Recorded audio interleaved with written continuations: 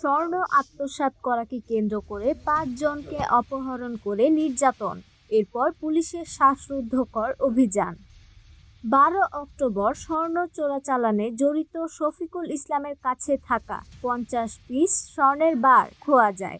ওই স্বর্ণের বার হারানোর ঘটনাকে কেন্দ্র করে স্বর্ণের মালিকপক্ষ ৫ জনকে অপহরণ করে খামারের গুদামে আটকে রাখে এবং স্বর্ণ উদ্ধারের জন্য তাদের অমানসিক নির্যাতন করে।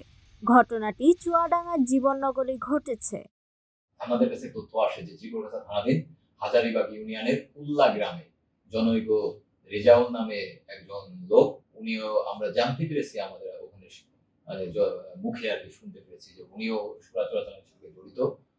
তার একটি খামার বাড়িতে এই ৫ জনকে আটকে রাখা হয়েছে। এই খবরের ভিত্তিতে পুলিশ সুপার মহোদয়, চুয়াডাঙ্গা জেলার সম্মানিত পুলিশ সুপার মহোদয়ের নির্দেশনায় আমি অতিরিক্ত পুলিশ সুপার ক্রাইম এবং আমার সঙ্গে এএসপি দামোদর সার্কেলস ও সিডিবি এবং জীবননগর থানার পুলিশ সহ একটা বিশেষ দল আমরা গতকাল রাতে ভোর 4:30-5টার দিকে আমরা এই অভিযানটা পরিচালনা করে তাদেরকে উদ্ধার করতে সক্ষম হই এবং ৪ জনকে আমরা গ্রেপ্তার করতে সক্ষম হই এই অপরাধের সাথে জড়িত।